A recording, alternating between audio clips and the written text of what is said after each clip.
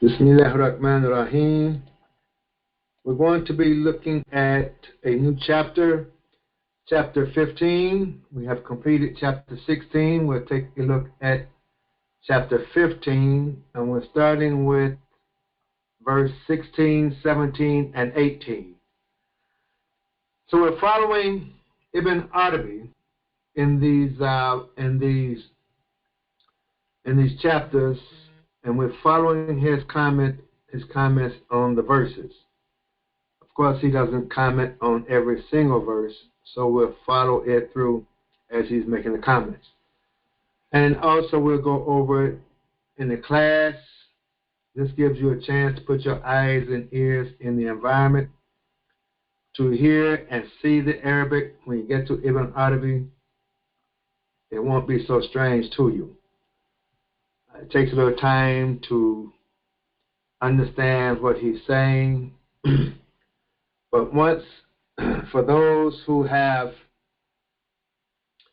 I would say, who have experienced Imam W.D. Muhammad, it won't be too difficult for you to pick up the thinking of, or get accustomed to the thinking of Ibn Arabi, which I'll show a couple of examples today, perhaps. So let us look at verse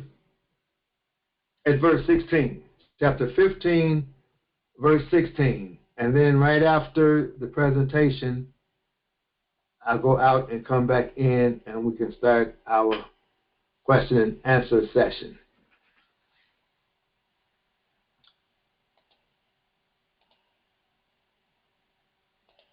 So it reads, Bismillahirrahmanirrahim. وَلَقَدْ جَعَلْنَا فِي السَّمَاءِ بُرُوجًا وَزَيَّنَّاهَا لِلنَّاظِرِينَ. So for the first class, we have a class working on verbal conjugation and 10 forms. We have ja'alna, that's we, and surely we could say, we in the past tense, we made, or we placed. Fi, that's form 1, past tense. We placed, we made, fi as-samai, in the sky, burujan. Burujan is one of the words that we will be looking at. We'll be defining, so we won't translate it here. We can see how we want to come back and translate it in the verse.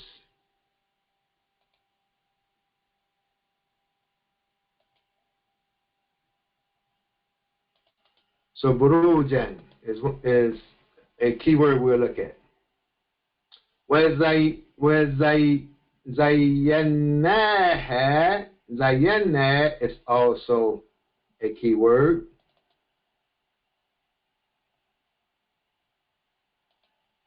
Lin-Nadirin. So burujan, and then we also zayyan wazina. We did that to the buruj. Whatever the buruj is, or the sky. We placed a buruj in the sky, and we also decorated the sky. Lin-Nadirin, for those who look on, for the observers, those who contemplate the skies, so forth and so on. Nadirin. وَحَفِظْنَاهَا, and we preserved it. We'll look at this word. مِنْ كُلِّ شَيْطَانٍ رَجِيمٍ, from every rejected Satan. إِلَّا, except man, istaraka, except he who So السمع, the hearing. فأتبعه, and he followed him. Shihabun. We won't translate that one. Shihabun followed him. Mubinun, a clear Shihabun followed him. A clear Shihabun followed him. Let's take a look, and then we will come back. We'll come back to the verses. So in the first part,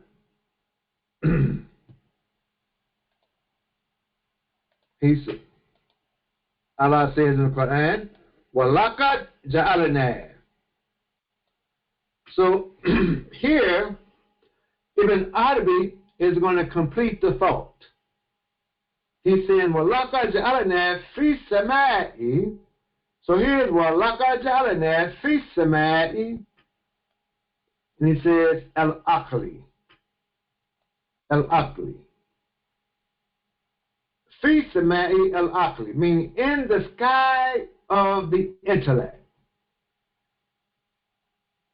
And then we'll read burujin.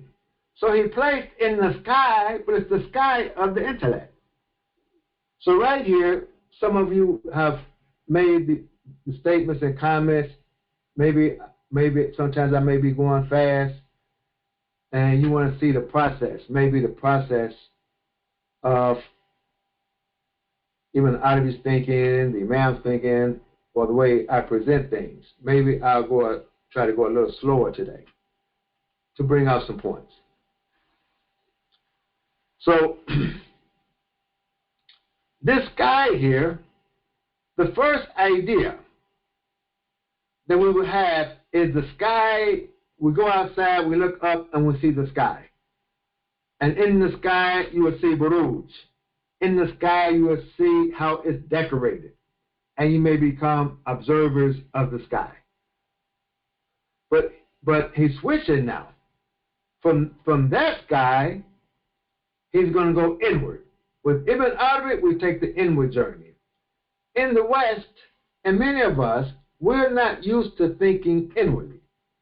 We say things. We say there's a macrocosm and a microcosm, but our thinking usually goes no further than the macrocosm, the outer world, more so than the inner world, which everything outside of us exists within us.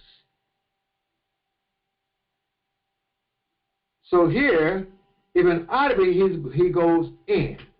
So the mind is going to switch fast for some. If you have experienced Imam W.D. Muhammad, it won't be difficult for you to switch.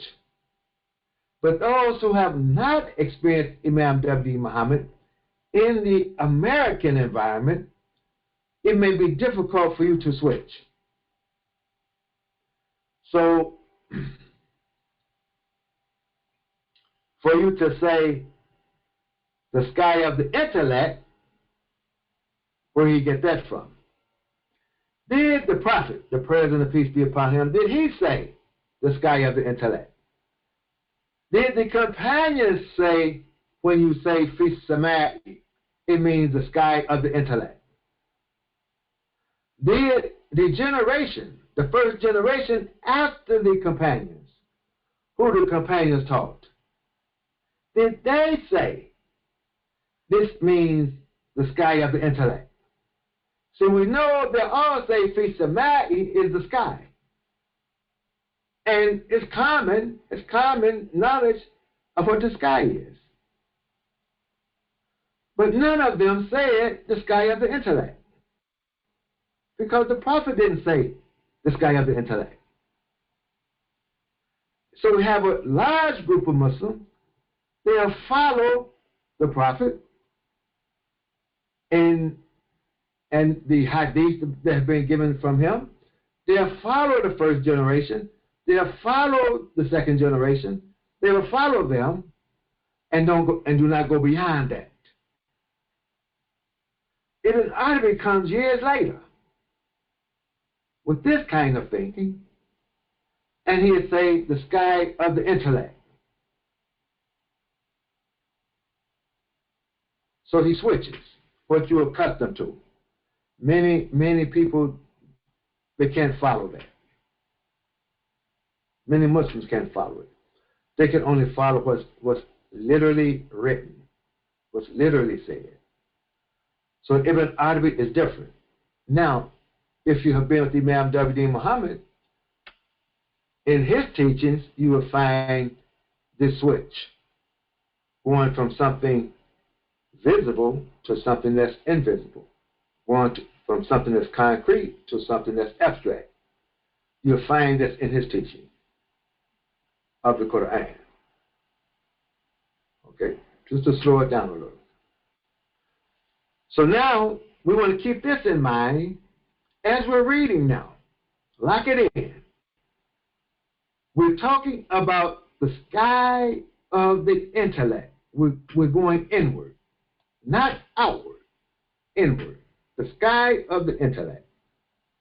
And then we can look to see how this kind of thinking has influenced man over the years since the Quran has been revealed,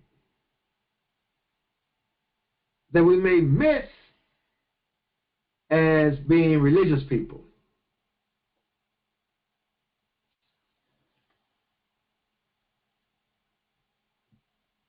So now the next word is buruj. So in our tafsir, in our reflection, we may say, and surely we place in the sky of the intellect, burujan. Burujan. So we say burujan. So let us look at Ragib as he defines buruj. He defines buruj al-kusuru.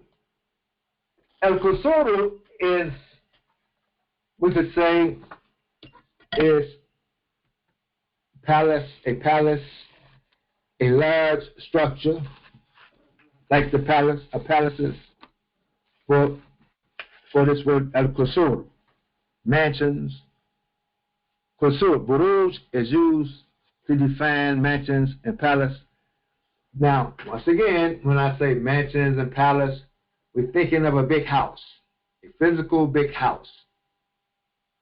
But if we stay with the theme, with the idea, with the motif, we're not talking about the outer concrete things. We're talking about things that's in the sky of the intellect. So we have to learn. We will learn to do that even with al-kusur. Well, let's follow Ibn Arabi on how he presents it, and then we will see it. وَبِهِ, and by it, سُمِّيَ بُرُوجُ السَّمَاءِ, and by it, buruj of the sky, the palaces of the sky, the mansions of the sky, because we said buruj is al-kusur. So it is said, or it is named, the buruj of the sky, the palaces of the sky is named, or is called summiya. It is called or named li manaziliha, for its residence, for its residences, or we could say for its dwellings, for its positions in the sky. But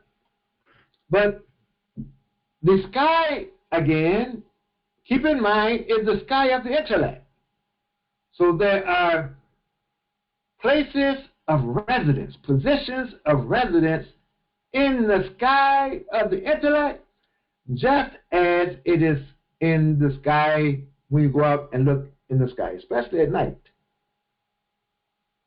El-Mukhtasati, special places of residence in the sky. He also continues, Ragib, Yasahu, it is correct that Yurada biha Buruju and Najmi.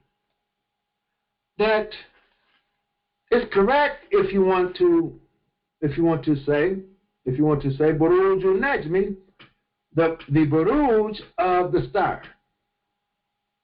So that this Buruj of the star would be the stars. The stars, those stars that move, those stars that are fixed, the constellations, would be the Buruj. It would be Buruj of the stars. The stars, they reside in the sky. But we have to switch again. If it's the Buruj of stars, these stars reside in the intellect, the sky of the intellect. Just as we have stars that reside in the sky, in the weatherman sky. I hope you're following. Now, Ibn Arabi now, so we get an idea of Buruj. This is, Ragib is defining for us Buruj. So Ibn Arabi, he's saying, Burujan is Maqamatin. Maqamatin, we have this word before, and we're saying the more you listen each week, you're listening, you're attending the classes, you start seeing concepts and ideas that continue to be repeated by Ibn Arabi. And as we go, we continue to see it in his Ibn Arabi, in his wholeness, in his thinking. So maqamat, we talked about maqamat, is the plural maqamat. Maqamat, we say the station. These are stations. So buruj then is stations. Here we're saying it's buruj and it's residence, positions, places, stations. And maqamat is a high station. These are high stations. So we would say it's a high station in the sky. High place in the sky. High residence in the sky. Where maratibat. Maratibat is degrees. High degrees. Which we're talking about in the intellect, in the thinking, in the mind. High stations, degrees, positions. Lofty places, palaces, in the intellect. Min al-aqli, he's continuing with the idea. Min al-aqli, of the intellect, el-hayulani, of the material intellect. Well, aqli bil malakati. And this will be the intellect by concerning aptitude, I may say. Well, aqli bil fi'li, and the intellect due to activity. Well, aqli mustafadi, al-mustafadi, and the intellect by learned, this would be the learned or inferred, deduced intellect. For one may have the activity of learning through deduction, you might say. But nevertheless, we're talking about the stations, the degrees, the high degrees, the stations of the intellect, when we're saying buruj. This is Ibn Arabi. So we put the two together when we're writing our reflection and comment. Then the next part, continuing, وَزَيَّنَّاهَا. وَزَيَّنَّاهَا. So to define this, we go back, looking at Ragib. وَزِينَةُ بِالْقَوْلِ الْمُجْمَلِ ثَلَاثٌ. So Zina is the internal noun of Zayana. We say it's derived from Azina, Zina. And Zina, we could say in general speech, are three. Zina tu nafsiyatin kal ilmi. This is the Zina of uh, the psychological, kal ilmi, like knowledge. This is the Zina, like knowledge. Well, ya'ati iltiqadati al-hasanati, or excellent faith, good faith. This is the one we're looking at mostly. He speaks of wazina tul badaniya, kal quwwati wa tulil qamati, like strength, or tall, someone is tall, we would say it's zina. Wazina tul kharijiyatin, this is the zina of the outer zina. I have the grammar wrong. Let's correct the grammar.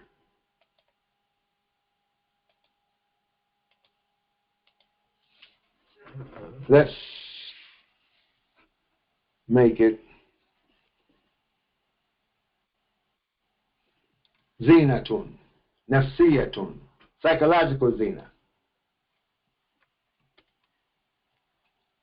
And this is bodily zina.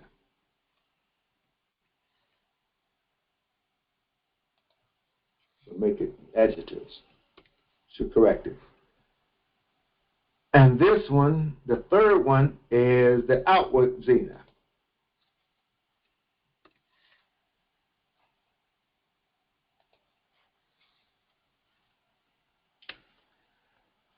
Like kalamali walajahi, like money and wealth, or wealth and status, honor. So now Allah is saying, وَزَيَّنَّاهَا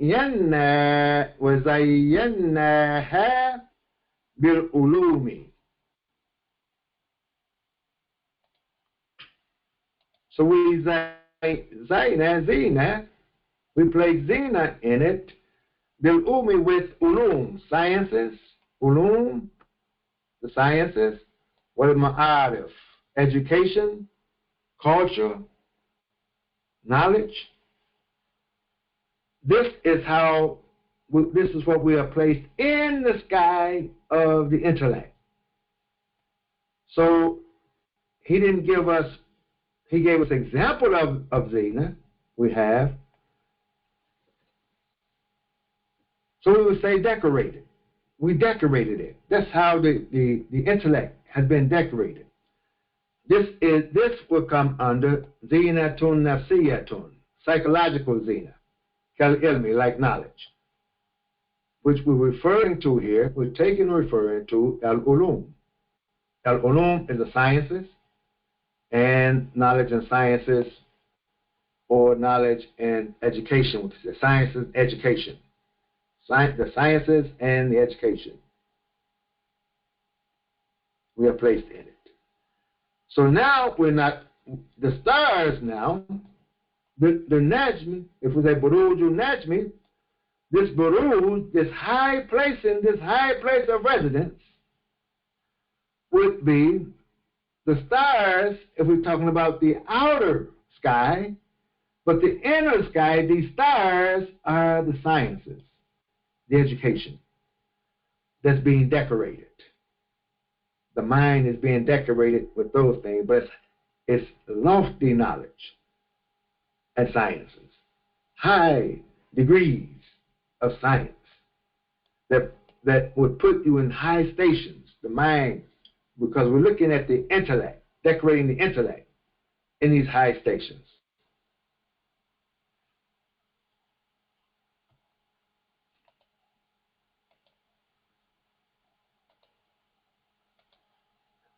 للناظرين. And ناظرين, Ibn Arabi is saying متفكرين, those who contemplate, those who reflect, for those who study, ponder, متفكرين. So we're talking about the mental faculties, the intellectual faculties, not the outer sky. I hope I'm going slow enough that you can see these ideas that Ibn Arabi put forth.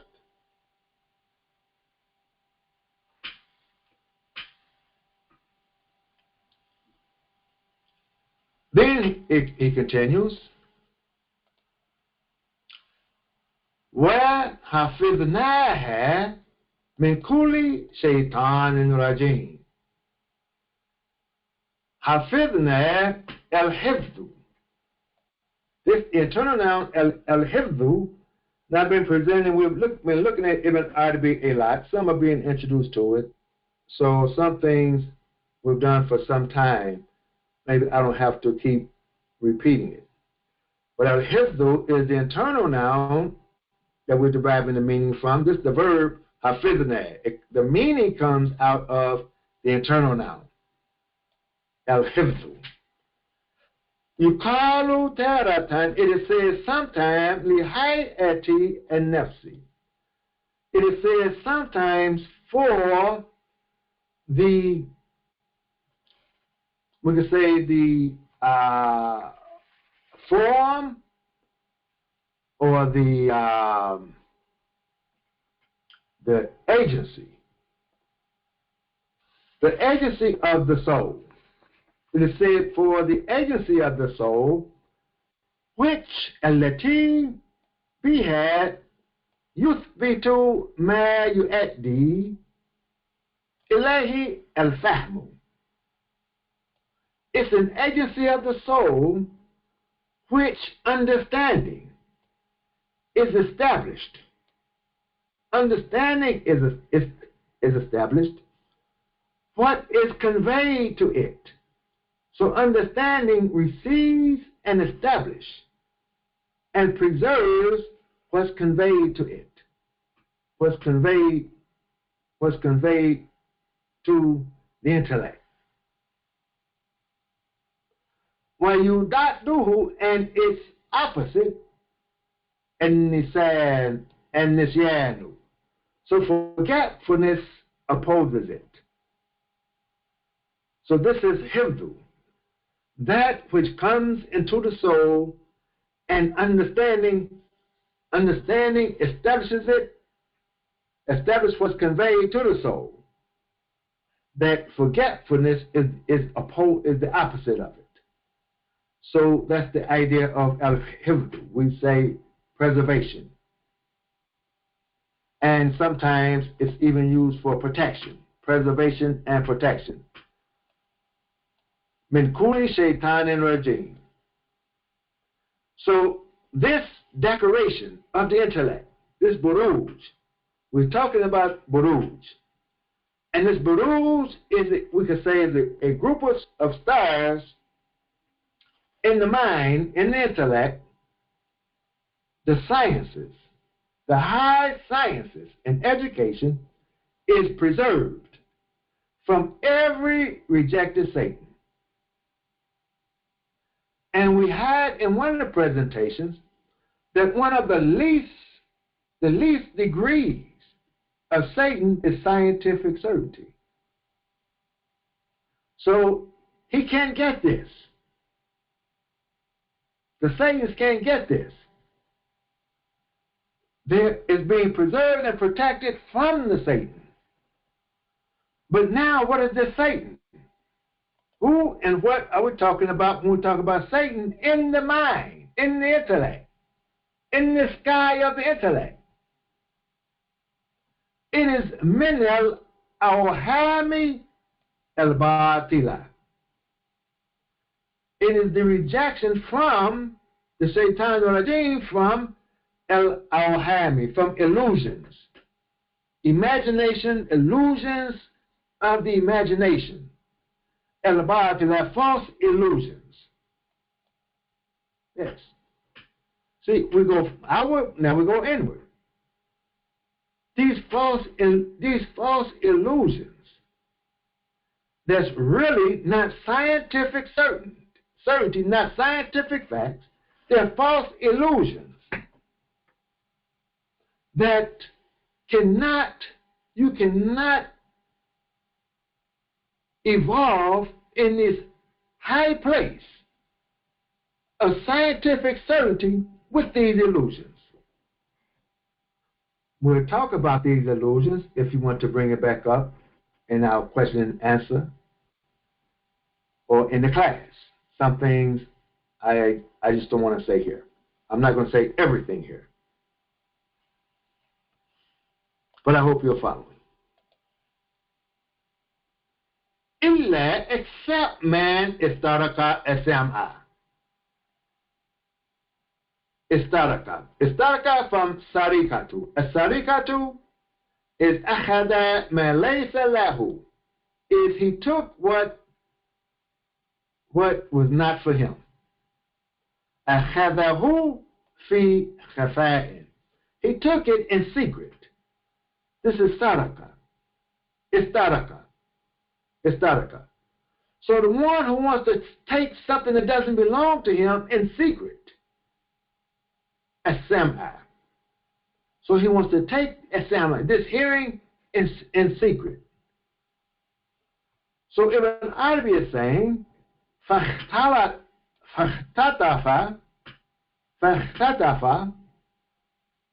that he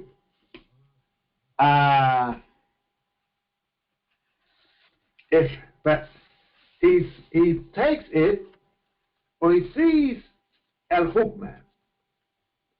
So he wants to take, steal, or seize al-hukma, the decisions, judgments, wisdom, the knowledge of governance, al-aqliyi, intellectual, his intellectual decisions. He wants to steal these intellectual decisions from high places, from high stations, high degrees of knowledge in the intellect. بِإِسْتِرَاكِ السَّمْعِ, by stealing the hearing. لِقُرْبِهِ مِنْ أُفُقِ الْعَقْلِ, due to or for his nearness or closeness of the horizon of the intellect. In the horizon of the intellect, he is close, but remember, he doesn't have this scientific certainty. He lied too much, so that prevents him from evolving.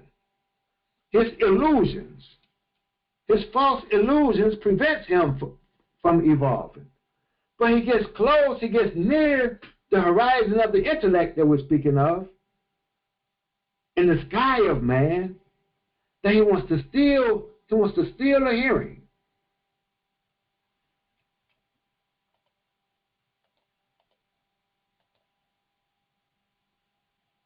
فَأَتْبَعَهُ شِهَابٌ مُبِينٌ. So Shihab al-Mubin follows him. And what is Shihabu? As-Shihabu. Shu'latu as-Satiyatu.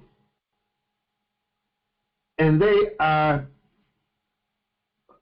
Shu'la is a flame. A flame, as-Satiyatu, a shining, bright, brilliant flame. Clear, Mubin. Shihab al-Mubin, it follows him. Min al-nari, this flame from fire, muqida. Al-muqidati, this scorching fire. A flame of scorching fire follows him. That is to say, now, we go outward, we're going to go inward. We know what like a torch. Someone throwing throwing fire or a torch or shooting a gun or the rockets. Now they're having the war, the fighting that's going on in Israel and Palestine and what have you. And they show pictures. The news media will show pictures of flaming fires being shot from one side to the other. You just see these flaming bombs or whatever you want to call, whatever they're called. But at night, you see they're just flaming fires and exploding and burning up places. That's the outer. Yes. And perhaps one group is trying to preserve and protect their interests. Let them tell it. Maybe both sides. I'm not trying to judge the war. But to give you an idea of an outer idea of shooting flames, firing flames. Now let's go inward. See, what are these flames being fired inward? To the one who's trying to steal intellectual knowledge, high intellectual knowledge. They have Burhanun, the one who's coming with illusions, false ideas, lies. Burhanun wadihun, clear proofs. Clear proofs. فَنَتْرُدُهُ وَنُبْتِلُ حُكْمَهُ. And I said that we chase him. Thus we chase him and we abolish his logic, his thinking. We abolish it with these flaming ideas, with these clear proofs. So this is the first part we're looking at of Ibn Arabi. Today I'm trying to take it slow, go inward and outward, that we can understand Ibn Arabi. We can understand him. Then we'll contrast him with the Imam. So in contrasting him with the Imam, look at how Imam W.D. Muhammad put it, but keep in mind, we're not talking about the weatherman sky. We're not talking about the concrete. We're talking about the basir. You have the basir, to see something outwardly, and basir, to see it psychologically. Basir and basir. So here we're talking basir. When we talk about the sky of the intellect, basir. In the Quran, Allah says there are those who used to listen to get a hearing into the heavens. Not the heavens outwardly, the heavens inwardly. With the coming of Quran, the Quran is the highest body of knowledge, the highest science that the mind can be decorated with is the Quran. Yes, revelation. To decorate your sky with revelation, that's a high decoration. It's not a low decoration. So circumstances for them had changed, and it was very difficult for them to listen into the heavens. When the Quran comes, circumstances changes. Oh, the heaven changes. If they try to steal a hearing from the Quran, those who come with their false illusions, they will be bombarded, some combining Ibn Arabi with the Imam, in contrasting, but showing the relationship between the two. They will be bombarded with fire shooting at them, like we see between the Israelis and the Palestinians. Fire will be shooting at them. What is this fire shooting at them? These clear conceptual ideas, high ideas, will be shooting at them. shooting down those false ideas. The Quran. Yes, if we can learn to read it. If you go into it and you are not right, now the Imam is given, we can say now he's given his tafsir of it. If you go into it and you are not right, what makes you not right? Lies, illusions, false illusions that you have, and you going into the Quran for support. You're going to steal a hearing from the Quran to support those false ideas and illusions. It will burn you up, and you will wish that you had not gone into it. But if you are right, Imam W. Muhammad is saying, it is such a relief to know this world is not confusing. Not the world that God made.